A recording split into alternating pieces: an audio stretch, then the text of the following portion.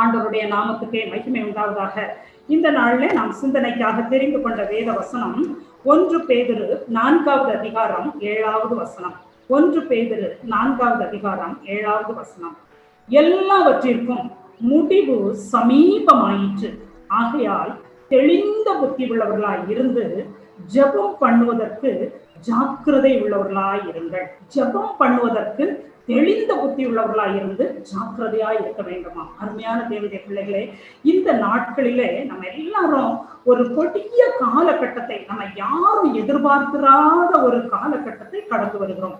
ஏசாயா தீர்க்கன் தன்னுடைய 28வது அதிகாரத்திலே 19வது வசனத்திலே இந்த வாதையை பற்றி குறிப்பிடும் பொழுது, நாள்தோறும் இரவும் பகலும் புரண்டு வரும் அந்த வாதையை பற்றி பிறக்கும் செய்தியை கேட்பதும் சஞ்சலத்தை உண்டாக்கும். நம்ம அந்த COVID-19 பற்றி ஒவ்வொரு நாளும் பயங்கரமான செய்திகளை நம்ம கேட்டுக்கொண்டிருக்கிறோம். ஆனால் அந்த ஏசாயா தீர்க்கதரிசியின் புஸ்தகம் 28வது அதிகாரம் 16வது வசனத்திலே கர்த்தராகிய ஆண்டவர் உரைக்கிறதாவது, அஸ்திபாரமாக ஒரு கல்லை நான் சீயோனிலே வைக்கிறேன், அது பரீட்சிக்கப்பட்டதும் விலையேறப்பட்டதும் திட்ட அஸ்திபாரம் உள்ளதுமான மூளைக்கல்லாய் இருக்கும், விசுவாசிக்கிறவன் அதனால். அருமையான தேவனுடைய பிள்ளைகளே, நாம் ஆராதிக்கிற தேவன், நாம் விண்ணப்பங்களையும் வேண்டுதல்களையும் தெரிவித்துக் கொண்டிருக்கிற நம்முடைய தேவன், நாம் இடைவிடாமல் ஆராதிக்கிற நம்முடைய தேவன், அவர் ஜீவன் உள்ளவர், அவர் ஜீவன் உள்ளவர். நமக்காக வாக்கு கடங்காத பெருமூச்சுகளோடு விண்ணப்பம் செய்து கொண்டிருக்கிறார். ஆகவே நம்மையும் அவர் சொல்லுகிறார், சோதனைக்கு உட்படாதபடிக்கு விழித்திருந்து ஜெபியுங்கள் என்று சொல்லுகிறார். பயத்துடனே கர்த்தரை சேவியுங்கள் என்று சொல்லுகிறார். நடுக்கத்துடனே கழிகூறுங்கள் என்று சொல்லுகிறார். குமாரன் கோபம் கொள்ளாமலும் நீங்கள் வழியிலே அழியாமலும் இருக்கும்படிக்கு அவரை முத்தம் செய்யுங்கள், அவரை முத்தம் செய்யுங்கள். கொஞ்ச காலத்திலே அவருடைய கோபம் பற்றி எரியும். அவரை அண்டிக் கொள்ளுகிற யாவரும் பாக்கியவான்கள். ஹல்லேலூயா. அருமையான தேவனுடைய பிள்ளைகளே, இந்த கத்தார் தேசத்துல உங்களை ஆண்டவர் உங்களுக்கு தந்திருக்கிற ஆசீர்வாதத்தின் துதி பலிகளாக இந்த நாள்ல நீங்க ஒவ்வொரு வாரமும் கூடி இப்படி ஜெபிப்பதை நான் கேட்டபோது மிகுந்த மகிழ்ச்சி அடைந்தேன். உங்களுடைய வேலை பழுக்களின் மத்தியிலும் கர்த்தருடைய பாதத்திலே நான் காத்திருக்க வேண்டும் என்று வாஞ்சியோடு கூட நீங்க ஜெபிக்கிறீங்க. அருமையான தேவனுடைய பிள்ளைகளே, இந்த ஜெபம் எப்படிப்பட்டதான் தெரியுமா? ஒரு ஒரு ஒரு சரித்திரம் தான் இது. அதாவது பரலோகத்திலிருந்து தேவனானவர் 3 தூதர்களை இந்த உலகத்துக்கு அனுப்பினாராம். அதாவது நீங்க என்ன செய்யணும், இந்த உலகத்துல போய் ரொம்ப ப்ரெஷியஸ் திங்ஸை எனக்கு கொண்டு வரணும். கொண்டு வந்து இந்த பரலோகத்துல ஒரு பீரோ இருக்குது, இந்த பீரோல எது ஃபிட் ஆகுமோ அதை நீங்க வைக்கணும். அதாவது ப்ரெஷியஸ் திங்ஸ் தான் அந்த பீரோல வந்து ஃபிட் ஆகும். அப்படி நீங்க கொண்டு வாங்க சொல்லி 3 தூதர்களை அனுப்பினாராம். 3 பேரும் போனாங்களாம். ஒரு தூதன் வந்து நல்ல கோல்டு தானே அந்த பூலோகத்துல ரொம்ப ப்ரெஷியஸ்ன்னு சொல்லுவாங்கன்னு கொண்டு வந்தாராம். என்ன ஒருத்தர் இல்ல டைமண்ட சொல்லுவாங்கன்ட்டு டைமண்ட கொண்டு வந்தாராம். அப்போ 2 கொண்டு வந்து அந்த பீரோல ஃபிட் பண்ணி பார்க்கும்போது அது ஃபிட் ஆகல. அப்போ அவரு சொல்லிட்டாராம், இல்ல இது ப்ரெஷியஸ் இல்ல. 3வது தூதன் தன்னுடைய கரங்களிலே கண்ணீர் துளிகளை கொண்டு வந்தாராம். கண்ணீர் துளிகளை நம்ம வேதத்திலே வாசிக்கிறோம் அல்லவா? என்னாவும் தரிக்கப்பட்ட என் ஜனங்கள் தங்களை தாழ்த்தி ஜெபம் பண்ணி என் முகத்தை தேடி தங்களுடைய பொல்லாத வழிகளை விட்டு என்னிடத்திலே திரும்புவார்களானால் நான் அவருடைய ஜெபத்தை கேட்டு அவருடைய தேசத்திற்கு சேமத்தை கொடுப்பேன் என்று சொன்னார் அல்லவா? கண்ணீரோடு கதறி கதறி ஜெபித்துக் கொண்டிருந்த அந்த மக்களுடைய கண்ணீர் துளிகளை ஏந்தியபடியாக அந்த தூதன் கடந்து சென்றானாம். அங்க போய் அந்த தேவனிடத்துல கொடுக்கும் போது அது அந்த பீரோல வைக்கப்பட்டதாம். அந்த கண்ணீர் தான் அந்த பீரோல ஃபிட் ஆனதாம். ஹல்லேலூயா. அருமையான தேவனுடைய பிள்ளைகளை, அவ்வளவு ப்ரெஷியஸ் ஆனது நம்முடைய ஜெபம்.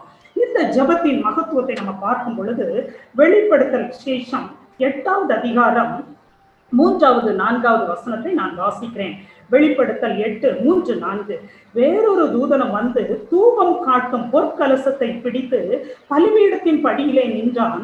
சிங்காசனத்திற்கு முன்பாக இருந்த பொற்பீடத்தின் மேல் சகல பரிசுத்தவான்களுடைய ஜெபங்களோடும் செலுத்தும்படி மிகுந்த தூபவர்க்கம் அவனுக்கு கொடுக்கப்பட்டது. அப்படியே பரிசுத்தவான்களுடைய ஜெபங்களோடும் செலுத்தப்பட்ட தூபவர்க்கத்தின் புகையானது தூதனுடைய கையிலிருந்து தேவனுக்கு முன்பாக எழும்பிற்று. அருமையான தேவனுடைய பிள்ளைகளே, நம்ம சின்ன பிள்ளைகளா இருந்த நேரத்துல நம்ம பெற்றோர் நம்ம ஆதி நாட்கள்ல நம்ம குளிக்க வச்சுட்டு என்ன பண்ணுவாங்க, நல்ல நார்கட்டில நம்மளை படுக்க வைத்து அடியில சாம்பிராணி புகைப்பாங்க. எல்லா வீடுகள்லயும் சாம்பிராணி கரண்டி இருக்கும், சாம்பிராணி பவுடர் இருக்கும். அந்த நாட்கள்ல விறகு அடுப்பு, அதனால நல்ல தீ கண்கள் இருக்கும். இதுதான் ஜபம். இப்படிதான் இதே காரியம்தான் பரலோகத்துல எப்படி நடக்குதுன்னா, பலிபீடத்தின் படிகளிலே பொற்கலசம், சாம்பிராணி கரண்டி போன்ற பொற்கலசத்தை பிடித்துக் கொண்டு ஒரு தூதன் காத்து கொண்டே இருக்கிறாராம். இன்னொரு கரத்துல சாம்பிராணி என்னும் மிகுந்த தூப வர்க்கம் அவனுடைய கரத்திலே கொடுக்கப்பட்டிருக்கிறதாம். தீ அனலுக்காக காத்து கொண்டிருக்கிறான். அந்த அனல் தான் என்ன? நம்ம அனலாக ஜெபிக்கிற ஜபங்கள். நம்முடைய ஜபங்கள் தீ பிழம்பாக போய் அந்த தூப கலசத்திலே விழும்போது, தூப வர்க்கம் அதிலே போடப்படும் பொழுது அந்த புகை சுகந்த வாசனையாய் ஆண்டவருடைய சமூகத்திலே எட்டுகிறதாம். இப்படிப்பட்டது நம்முடைய ஜபம். அருமையான தேவனுடைய பிள்ளைகளே, காலையிலிருந்தே ஆண்டவருடைய பாதத்திலே அமர்ந்து கொண்டிருக்கிறீர்களே, உங்க ஜபத்தை ஆண்டவர் எப்படி கனப்படுத்துகிறார் பாருங்க. அந்த ஜபம் ஒரு வார்த்தை கூட அதை அவரு நெக்லெக்ட் பண்ணுகிற தேவன் அல்ல, அலட்சியப்படுத்துகிற தேவன் அல்ல. உபத்திரவப்பட்டவனுடைய உபத்திரவத்தை அற்பமா எண்ணாது இருக்கிற ஆண்டவர், அவனுடைய முகத்தை அருவருக்காத ஆண்டவர். அவன் கூப்பிடும் பொழுது அவனுக்கு உருக்கமாக அவர் செவி கொடுக்கிறவர். இப்படியாக நம்முடைய ஜபங்கள் அனலாய். அப்போ நம்ம சிந்தித்து பார்க்கணும், ஒருவேளை நம்ம எப்பவும் அனலா நம்ம ஜபிப்பது கிடையாது. என்னையும் சேர்த்துதான் சொல்லுகிறேன். நம்ம சில வேளை என்ன பண்ணிடுவோம், ஜபத்திலே தூங்கி விடுவோம் அசதியின் மத்தியில. அப்போ நம்ம ஜபங்கள் எப்படி இருக்கும் நீங்க யோசித்து பாருங்க. அந்த சாம்பிராணியில ஒருவேளை நம்ம அந்த தீ பிழம்பெல்லாம் கொஞ்சம் ஆறுன பிறகு நம்ம அந்த கரண்டியில போட்டு சாம்பிராணி பவுடரை போட்டா அது ஒரு லேசான கசிவு புகையா தான் போகும், அதுல பிரயோஜனமே இருக்காது. ஆனா அப்படி அதாவது ஆரஞ்சு கலர் பிழம்பா இருக்கும்போது அதுல நம்ம அந்த பவுடரை போடும்போது குப்பென்ற புகை எழும்புகிறது. இப்படிப்பட்ட ஜபம். அருமையான தேவனுடைய பிள்ளைகளை, ஒருவேளை நம்ம தூங்கி ஜபித்தா நம்முடைய அந்த அந்த ஜபத்தின் புகையானது எப்படி செல்லும்? நம்ம இதை நம்ம மனதுல நம்ம சிந்தித்துக் கொள்வோம். இப்படி நம்முடைய ஜபத்திற்காக நம்முடைய ஜபங்களை பொன்னான கலசத்திலே ஏந்துவதற்காக தூதன் காத்து கொண்டிருக்கிறார் பலிபீடத்தின் படிகளிலே. ஒருவேளை நம்ம தேவனுடைய பாதப்படியாகி இந்த பூலோகத்தில இருந்து நம்ம பண்ணுகிற இந்த ஜபங்கள் பொற்கலசத்திலே போடப்படுகிறது. மாத்திரமல்ல, அடுத்தபடியாக என்ன நடக்கிறது? இப்படி ஜெபிக்கிற மக்களுக்கு கர்த்தர் செய்கிறது என்ன?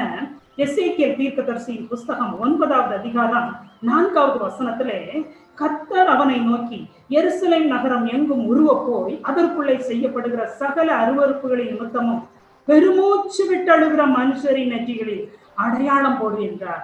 ஹல்லேலூயா. பெருமூச்சு விட்டு அழுதழுது ஜபித்தீர்களே, தேசங்களுக்காக, ஊழியர்களுக்காக, மிஷனரிகளுக்காக பாரத்தோடு ஜபித்தீர்களே, உபவாசத்தோடு ஜபித்தீர்களே. ஆண்டவர் உங்களுக்கு அடையாளம் போட சொல்லி இருக்கிறார். அடையாளம் போடு. அந்த அதிகாரத்தை நீங்க வீட்டுல பிறகு வாசித்து பாருங்க. முதல்ல இருந்து அந்த அதிகாரத்தை வாசித்து பாருங்க. அந்த அடையாளம் யாருக்கெல்லாம் இல்லையோ அவங்களெல்லாம் சங்காரம் பண்ணுன்னு அடுத்த தூதனுக்கு ஆண்டவர் கட்டளை இருக்கிறார். அருமையான தேவனுடைய பிள்ளைகளே, தேசத்துக்காக பெருமூச்சு விட்டு அழுகிற மக்களுடைய நெத்தியிலே கர்த்தர் அடையாளம் போடுகிறார். அவர்கள் சங்கார தூதனுக்கு தப்பித்துக் கொள்கிறார்கள். சங்கார தூதன் அவர்களை கண்டு விலகி போகிறார். இன்றைக்கு தேசத்திற்காக நம்ம ஜெபித்துக் கொண்டிருந்தோமே, கர்த்தர் நம்மை அடையாளம் போடுகிறார். நம்ம ஜெபிக்கிற மக்களுடைய நெற்றியிலே அடையாளம் போடுகிறார். கடைசியில எரேமியா தீர்க்கதரிசியின் புஸ்தகம் 29வது அதிகாரம் 11வது வசனம். எரேமியா 29:11, நீங்கள் எதிர்பார்த்திருக்கும் முடிவை உங்களுக்கு கொடுக்கும்படிக்கு நான் உங்கள் பேரில் நினைத்திருக்கிற நினைவுகளை அறிவேன் என்று கர்த்தர் சொல்கிறார். அவைகள் தீமைக்கல்ல, சமாதானத்துக்கு ஏதுவான நினைவுகளே. அப்போ நம்ம பெருமூச்சு விட்டு அழுது பிரஷியஸா அனலா நம்ம ஜெபிக்கும் பொழுது நம்ம எதிர்பார்த்திருக்கிற முடிவுகளை ஆண்டவர் நமக்கு செய்கிறாராம். அவைகள் தீமைக்கு ஏதுவான நினைவுகள் அல்ல, நன்மைக்கு ஏதுவான நினைவுகள். அருமையான தேவனுடைய பிள்ளைகளே, நம்ம ஒவ்வொரு எதிர்பார்ப்போட தானே வந்திருக்கிறோம். இந்த எஸ்தரின் புஸ்தகத்துல நம்ம பார்க்கும் பொழுது, எஸ்தர் ராஜாத்தினுடைய ஜெபத்துல நான் கழிந்த நாள்ல நான் தியானித்துக் கொண்டிருந்த போது ஆண்டவர் என்னோடு இடைப்பட்டார். எஸ்தர் 5:1, எஸ்தர் யூதர்களுக்கு அழிவு வந்து விட்டது என்று அறிந்த உடனே மொர்தெகாயின் மூலம் அவள் தூண்டப்படுகிறாள். மொர்தெகாய் என்ன சொல்லுகிறார்? மொர்தெகாய் சொல்லுகிறார், நீ இந்த காலத்தில் மௌனமாய் இருந்தால் யூத ஜனங்களுக்கு என்னோரிடத்திலிருந்து ரட்சிப்பு உண்டாகும் என்று சொல்லுகிறான். அவனுடைய அந்த எச்சரிப்பின் வார்த்தையை கேட்டு அவள் என்ன செய்கிறாள்? 5வது அதிகாரம் 1வது வசனத்திலே எஸ்தர் ராஜாத்தி அவள் 3ஆம் நாளிலே எஸ்தர் ராஜவஸ்திரம் தரித்து கொண்டு ராஜ அரமனையின் உள்முற்றத்தில் ராஜா கொலுவிருக்கும் ஸ்தானத்துக்கு எதிராக வந்து நின்றாள் என்று பார்க்கிறோம். ராஜா கொலுவிருக்கிற அந்த ஸ்தானத்திலே உள்முற்றத்திலே, ராஜ அரமனையின் உள்முற்றத்திலே வருகிறாள். இவள் எப்படி இந்த உள்முற்றத்திலே வந்தாள்? அதற்கு முந்தின அதிகாரத்திலே நம்ம பார்க்கும் பொழுது 4வது அதிகாரத்திலே 11வது வசனத்துல 30 நாள் வரைக்கும் ராஜா அழைத்தால் ஒழிய ராஜாவை சந்திக்க போகிறார். ஒரு பெரிய லாக்டவுன் பீரியட். ஆனா அந்த 30 நாள்ல ராஜா அழைக்காமலே இவள் போகிறாள். காரணம் என்ன? 4வது அதிகாரம் 16வது வசனத்துல நம்ம பார்க்கிறோம். அவ மொர்தெகாய்ட்ட சொல்றார், நீர் போய் சூசானில் இருக்கிற யூதரை எல்லாம் கூடி வர செய்து 3 நாள் அல்லும் பகலும் புசியாமலும் குடியாமலும் இருந்து எனக்காக உபவாசம் பண்ணுங்கள், நானும் என் தாதிமாரும் உபவாசம் பண்ணுவோம்.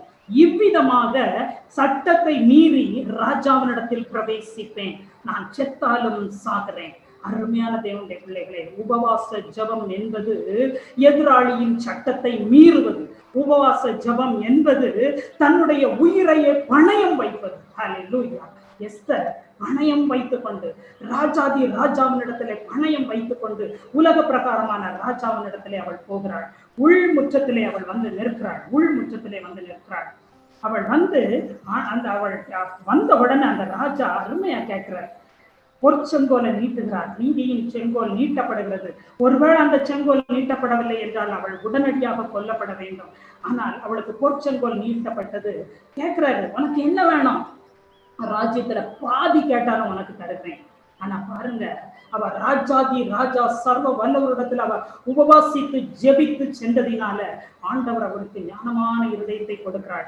அவ விருந்துக்கு வாங்க என்றெல்லாம் அவ சொல்லிட்டு அவ கடைசியில அவ எப்போ தன்னுடைய வேண்டுதல் அவ சொல்றான்னு பாத்தீங்கன்னா 8வது அதிகாரத்துல நம்ம பார்க்கிறோம்.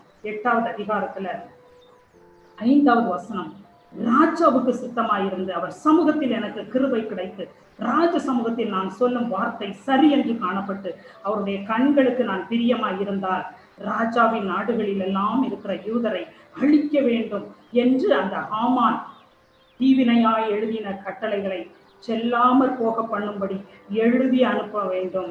என் ஜனத்தின் மேல் வரும் பொல்லாப்பை நான் எப்படி பார்க்கக்கூடும்?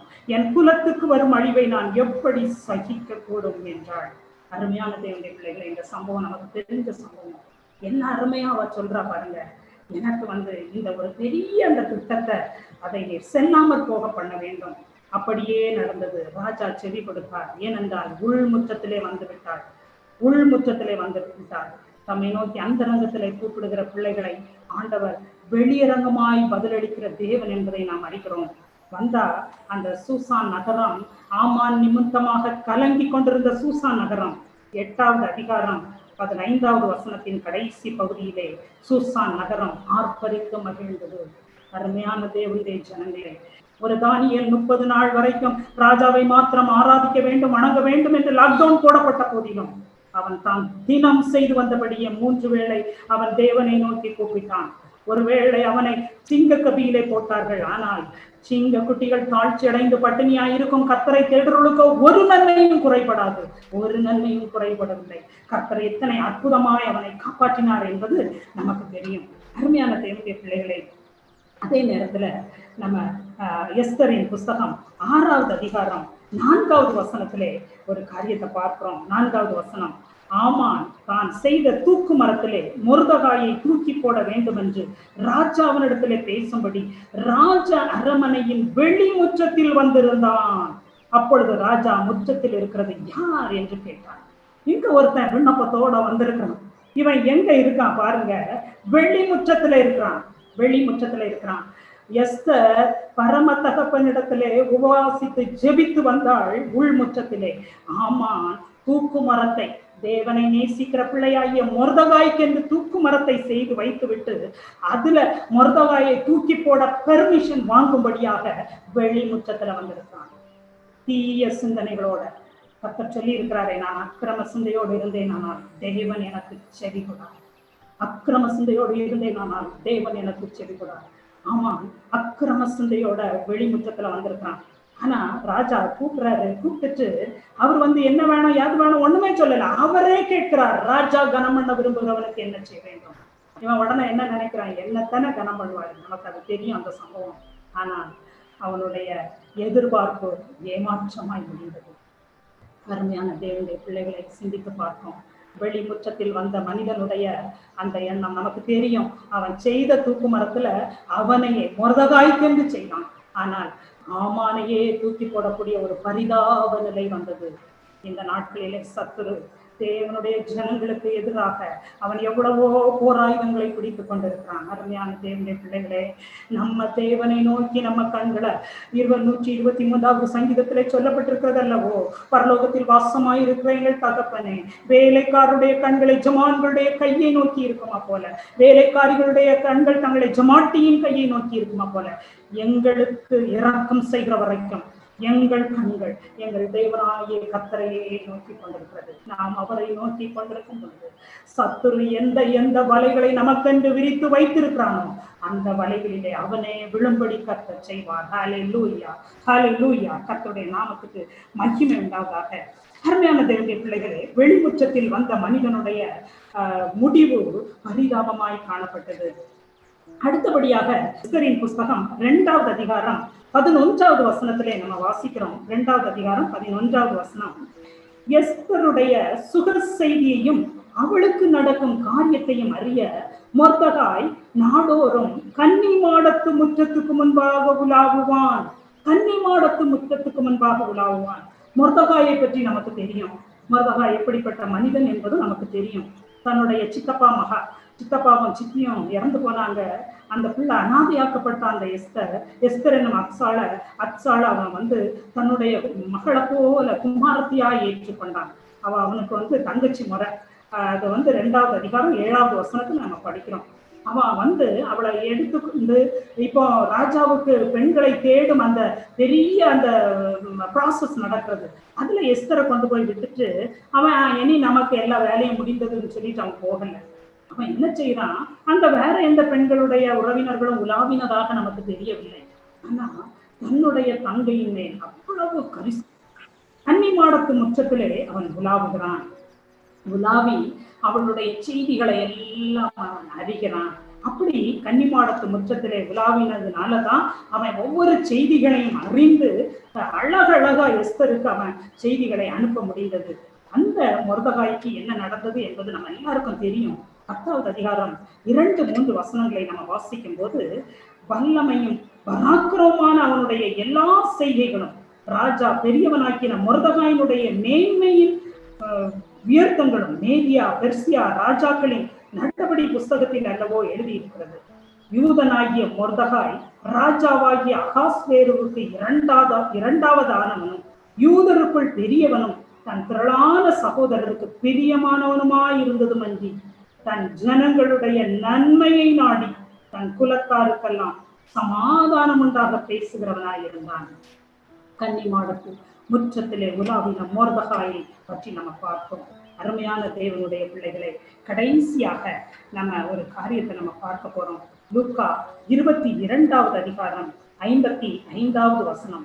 லூக்கா 22வது அதிகாரம் 55வது வசனம். அவர்கள் முற்றத்தின் நடுவிலே நெருப்பை மூட்டி அதை சுற்றி உட்கார்ந்த போது பேதுருவும் அவர்கள் நடுவிலே உட்கார்ந்தார். கெத்செமனே தோட்டத்திலே முந்தின நாள் ஆண்டவர் சொல்லுகிறார், பேதுருவையும் யாக்கோபையும் யோவானையும் அழைத்து சோதனைக்கு உட்படாதவர்களுக்கு விழித்திருந்து ஜெபிக்க மாட்டீங்களா? 3 முறை வருகிறார். 3 முறையும் அவருடைய கண்கள் நித்திரை மயக்கத்தினால் நிறைந்திருந்தது.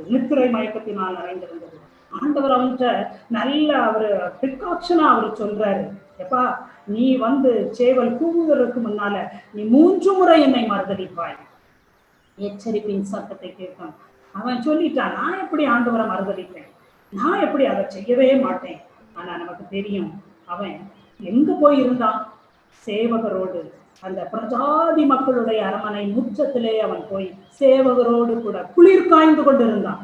1வது சங்கீதத்துல வாசிக்கிறோம் இல்லையா, துன்மார்க்கருடைய ஆலோசனையில நடவாதுங்க, பாவிகளுடைய வழியில நில்லாதுங்க, பரியாசக்காரர் உட்காருடைய இடத்துல உட்காராம சேவகர்கள் தேவனை பரிகசித்துக் கொண்டிருக்கிற, இயேசு கிறிஸ்துவை பரிகசித்துக் கொண்டிருக்கிற சேவகரின் நடுவிலே முற்றத்திலே குளிர் வாய்ந்து கொண்டிருந்தான். என்ன நடந்தது நமக்கு தெரியும். மறுதளித்து விட்டான். ஆனாலும் பாருங்க, 61வது வசனத்திலே, அப்பொழுது கர்த்தர் திரும்பி பேதுருவை நோக்கி பார்த்தார். சேவல் கூவுகிறதற்கு முன்னே நீ என்னை 3 தரம் மறுதளிப்பாய் என்று தன்னிடத்தில் சொன்ன வசனத்தை உடனே பேதுரு நினைவு கூர்ந்து வெளியே போய் மனம் கசந்து அழுதான். அருமையான தேவனுடைய பிள்ளைகளே, ஒருவேளை நம்ம வித்தியாசமான முற்றங்களை பற்றி நம்ம பார்த்தோம். இன்றைக்கு நம்ம ஜெப எல்லைகளிலே ஒருவேளை இந்த 4 அனுபவத்தையுமே நம்ம கடந்து வந்திருப்போம். பல நேரங்களிலே ஒரு மனிதனுடைய வாழ்விலே இந்த 4 முற்றங்களும் கடந்து போயிருக்கோம். இல்ல ஒவ்வொருத்தரும் ஒவ்வொரு முற்றத்துல இருக்கிறவர்களாகவும் இருக்கும்.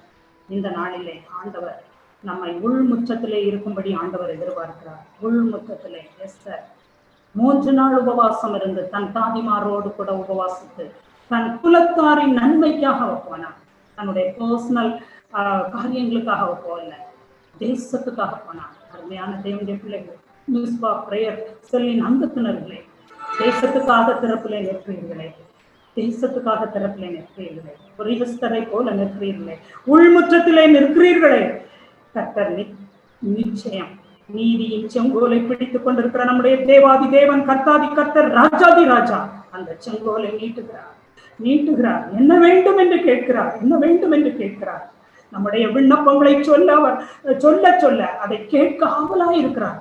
அதற்கு பதிலை செய்யும்படி அவர் துரிதப்படுகிறார். ஹல்லேலூயா. கர்த்தருடைய சமூகத்தை நம்முடைய ஜெபங்களால் நம்ம முத்தமிடுவோம். நம்முடைய கண்ணீரால் அவருடைய பாதத்தை நினைப்போம். இந்த தேசம் சமுத்திரம் எப்படி ஜலத்தினால் நிரம்பி இருக்கிறதோ அதே போல நம்முடைய தேசம் கர்த்தரை அறிகிற அறிவினாலே, அவருடைய வசனத்தினாலே நிரம்பும். அருமையான தேவனுடைய பிள்ளைகளை, நம்முடைய முழங்கால்கள் தேய தேய எப்படி ஒரு சந்தனத்தை உரச அது மனம் வருமோ, ஒரு வைரத்தை தீட்ட அது ஜொலிக்குமோ, அதே போல கிறிஸ்துவின் நாமம் தரிக்கப்பட்ட நம்முடைய முழங்கால்கள் தேய தேய நம்முடைய தேசத்திலே இயேசு கிறிஸ்து என்ற ஜீவ வாசனை, சுவிசேஷம் என்னும் வாசனை வீசும்படியாய், சுவிசேஷம் என்னும் அந்த வெளிச்சம் எதிரொலிக்கும்படியாய், அந்த வெளிச்சம் பிரகாசிக்கும்படியாய் கர்த்தர் நம்ம ஒவ்வொருவருக்கும் ஆண்டவர் உதவி செய்ய வல்லமையுள்ளவராயிருக்கிறார். அருமையான தேவனுடைய பிள்ளைகளை, இன்றைக்கு ஜெபிக்கிறதிலே நாம் எப்படி இருக்கிறோம்? உள்முற்றத்திலே கன்னிமாடத்திலே நின்று நம்ம திறப்பிலே நிற்கிறவர்களாய் நம்மை அர்ப்பணிப்போமா? கர்த்தர் அப்படிப்பட்ட ஜெபத்தை அந்த பொற்கலசத்திலே ஏந்த அவர் பிரியமாயிருக்கிறார். நமக்கு முத்திரை போட அவர் பிரியமாயிருக்கிறார். அருமையான தேவனுடைய ஜனங்களை, இன்றைக்கு மால்டோ மக்களை பற்றி நான் ஷேர் பண்ணேன். இன்னைக்கு மால்டோ மக்களை பார்த்தீங்கன்னா முழங்கால நின்று மணிக்கூர் கணக்கா ஜெபிப்பாங்க. ஒரு மால்டோ விசுவாசி, அவன் 7 நாள் உபவாசம் இருந்து அவன் குஷ்ட தொழுநோயில் இருந்து விடுதலை பெற்ற அந்த மகன் அற்புதமா இயேசு கிறிஸ்து அவனை சுகமாக்கினார். அந்த நன்மைக்கு ஏதுவாய் அவன் போய் 7 நாள் உபவாசம் இருந்து அவன் ஜெபித்தான். அவன் உபவாசம் இருந்ததின் காரணம் என்ன தெரியுமா? ஆண்டவரே, என்னுடைய இந்த ஜார்க்கண்ட்ல, என்னுடைய இந்த மாவட்டத்துல, என்னுடைய இந்த இடத்துல 77 கிராமங்கள் என்னுடைய தாலுகாவில இருக்குது. இந்த 77 கிராமங்களுக்கும் நான் சைக்கிள்ல போய் உங்களை பற்றி சொல்லணும், கோசானி அப்பாவை பற்றி சொல்லணும். எனக்கு அதுக்கு ஞானம் தாங்க. ஏன்னா மாற்று மக்கள் படிப்பறிவு இல்லாதவர்கள். இப்பொழுதுதான் அங்க கல்வி அறிவு புகட்டப்படுகிறது. அப்படிப்பட்ட அந்த மனிதன் கேட்டான், 77 வில்லேஜ்ல போய் நான் உம்முடைய நாமத்தை சொல்லணும். ஆண்டோடைய பெரிதான கிருபையினால 7 நாள் உபவாசத்துக்கு பின்பு 77 கிராமங்களுக்கும் சைக்கிள்ல போய் அவன் கர்த்தராகிய இயேசு கிறிஸ்துவை அவன் பிரசங்கித்தான். தொழுநோயாளியாகிய என்னை சுகப்படுத்தின தேவன் அந்த இயேசு கிறிஸ்து, அவர் உண்மையான தேவன், அவரை ஏற்றுக்கொள்ளுங்கள் என்று பிரசங்கித்தான். இன்றைக்கு அந்த 77 கிராமங்களிலும் ஆலய மணி ஓசை ஒலித்துக் கொண்டிருக்கிறது. மாத்திரமல்ல, இதே அந்த மனிதனுடைய பெயர் பத்ரஸ் மால்டோ. அவன் பந்தேனி என்ற இடத்துல தன்னுடைய 6 ஏக்கர் லேண்ட நண்பர் சுவிசேஷ ஜபக்குழுவுக்கு இனாமாக எழுதி கொடுத்து அவன் சொன்னது, என்னுடைய மால்டோ என மக்களுக்கு ஒரு ஸ்கூல் கட்டப்பட வேண்டும், ஒரு சிறுவர் இல்லம் கட்டப்பட வேண்டும், ஒரு ஆலயம் கட்டப்பட வேண்டும், மீதி உள்ள இடத்துல எங்க மக்களுடைய ஆகாரத்துக்காக விவசாயம் செய்யப்பட வேண்டும் என்று எழுதி கொடுத்தான். இன்றைக்கு அதே இடத்துல அருமையான ஒரு சென்ட் தாமஸ் மெட்ரிகுலேஷன் ஸ்கூல், ஒரு சிறுவர் இல்லம், ஒரு ஆலயம் எல்லாம் அந்த இடத்துல கட்டப்பட்டிருக்கிறது. இன்றைக்கு அந்த பத்ரஸ் மால்டோ நம்மிடையே இல்லை. ஆனால் அருமையான தேவனுடைய பிள்ளைகளை, மால்டோ மக்கள் வாழ்வு பெற்று வருகிறார்கள். ஒரு தனி மனிதனுடைய அர்ப்பணிப்பு. சென்னையிலே இந்த லாக்டவுன் பீரியட்ல ஒரு ஆச்சரியமான ஒரு சம்பவம் நடந்தது. நம்ம போன்ற ஒரு சகோதரி, அவங்க ஒரு முதிர்ந்த வயதுல அவங்க கணவனார் இறந்து போனாங்க இந்த லாக்டவுன். அப்போ இந்த கான்ஃபரன்ஸ் கால் மூலம் தினமும் ஜெபம் நடந்து கொண்டிருந்தது. அதுல ஸ்பெஷலா வெள்ளிக்கிழமை தோறும் ஆன்லைன் பிரேயர் நடந்து கொண்டிருந்தது. அந்த குறிப்பிட்ட வெள்ளிக்கிழமை தான் அந்த அவருடைய கணவனார் மரணம் அடைந்தார். அவருடைய பிள்ளைகள் கனடாவில் இருக்கிறார்களாம். வருவதற்கு 10 நாட்கள் ஆகுமா. மறித்த உடனே கொண்டு போய் மார்ச்சூரியில வைத்து விட்டு அந்த சகோதரி தன்னுடைய இல்லத்திலிருந்து அந்த வெள்ளிக்கிழமை அந்த ஆன்லைன் பிரேயர்ல அட்டென்ட் பண்ணாங்களாம். அருமையான தேவனுடைய பிள்ளைகளை சிந்தித்து பார்த்தோம். எல்லாவற்றுக்கும் முடிவு சமீபமாயிற்று. எல்லாவற்றுக்கும் முடிவு சமீபமாயிற்று. இனி இந்த இம்மைக்குரிய ஆசீர்வாதத்திற்காக மாத்திரம் நான் தேவனை நம்பினேன், ஆனால் நான் பரிதவிக்கப்படுவேன். தன்னுடைய கணவனார் இறந்த சூழ்நிலையிலே மாற்றோரியில் அவருடைய சரீரம் வைக்கப்பட்டிருக்கிறது. அந்த சகோதரி நம்ம தான் என்ன செய்திருக்கோம்? துக்கத்துல அமிழ்ந்து போயிருக்கோம். ஆனால் அந்த சகோதரி தேசத்துக்காக ஜெபித்தாங்க. அருமையான தேவனுடைய பிள்ளைகளை, இன்றைக்கும் திறப்பிலே நிற்கிற ஏராளமான ஜனங்களை கர்த்தர் தம்முடைய தேவ ராஜ்யத்திற்கு அவகாசிகளாக தெரிந்து கொண்டே இருக்கிறார். எவர்களை முன்குறித்தாரோ அவர்களை அழைத்திருக்கிறார், எவர்களை அழைத்தாரோ அவர்களை அவர் பயன்படுத்தி வருகிறார். ஆகவே நம்மை தாழ்த்தி, ஆண்டவரே என்னுடைய ஜெப வாழ்வு எப்படி இருக்கிறது என்று சொல்லி நம்மை நாமே தானித்து பார்ப்போம். கர்த்தர் நம்ம ஒவ்வொருத்தருக்கும் அப்படிப்பட்ட ஒரு வல்லமையான ஒரு ஜெபத்தின் ஜீவியத்தை ஆண்டவர் தருவார். அருமையான பெண் பிள்ளைகளே, ஜார்க்கண்ட்ல அந்த மாற்ற மக்கள் பொதுவா பாத்தீங்கன்னா ஊழியம் செய்யறது ரொம்ப கஷ்டம். ஆனா இப்போ சாலைகள்லாம் போடப்பட்டு டிரான்ஸ்போர்ட் வசதியெல்லாம் இருக்குது. ஆரம்ப நாட்கள்ல நாங்க கேட்போம், டம்பாட பாவு சைத்தான மெஞ்சியா, சக்கட பாவு ஜிசு மெஞ்சியா, இக்கு பாவு ஏக்கைக்கு மாலே, சக்கட பாவு ஜிசு மெஞ்சியா. அதாவது விரிவான வாசலை சாத்தான் நியமித்து வைத்திருக்கிறான், குறுகலான வாசல கோசானியப்பா ஏசப்பா நியமித்து வைத்திருக்கிறார். மாற்ற மக்களே, நீங்க எந்த பாதை வழியா போவீங்க? மாற்ற மக்கள் சொல்லுவாங்க, நாங்க ஏசப்பா நியமித்து வைத்திருக்கிற சக்கடப்பாவு போதும், இடுக்கமான வாசல் போதும், என்ன கஷ்டம்னாலும் பரவாயில்ல, என்ன துன்பம்னாலும் பரவாயில்ல, அந்த பாதை தான் எங்களுக்கு வேணும், ஏன்னா முடிவிலே நித்திய ராஜ்யம் அப்படின்னு சொல்லி அந்த மக்கள் சொல்லுவாங்க. அருமையான தேவனுடைய பிள்ளைகளே, இன்றைக்கு நம்ம எந்த பாதையை தெரிந்திருக்கிறோம்? நித்திய ராஜ்யத்தை சுதந்திரிப்பதற்கு சிலுவை இல்லாமல் மேன்மை இல்லை. There is no crown before cross. சிலுவை இல்லாமல் மேன்மை இல்லை. நம்மை அர்ப்பணிப்போம், ஜெபிப்போம், அழுவோம், ஆண்டவருடைய சமூகத்தை நம்ம விடாப்பிடியாக நம்ம பிடித்துக் கொள்வோம். கர்த்தர் நிச்சயம் இந்த தேசத்திலே, இந்த உலகத்திலே பெரிய காரியங்களை செய்வார். என்றால் பூமியும் அதை நிறைவும் உலகமும் அதில் உள்ள குடிகளும் கர்த்தருடையது. ஆகவே எல்லாரும் கர்த்தருடைய ஜனங்களாக மாறும்படி ஆண்டவர் உதவி செய்வார். எல்லாவற்றுக்கும் முடிவு சமீபமாயிற்று. ஆகையால் தெளிந்த புத்தி உள்ளவர்களாய் இருந்து ஜெபம் பண்ணுவதற்கு ஜாக்கிரதை உள்ளவர்களாய் இருங்கள்.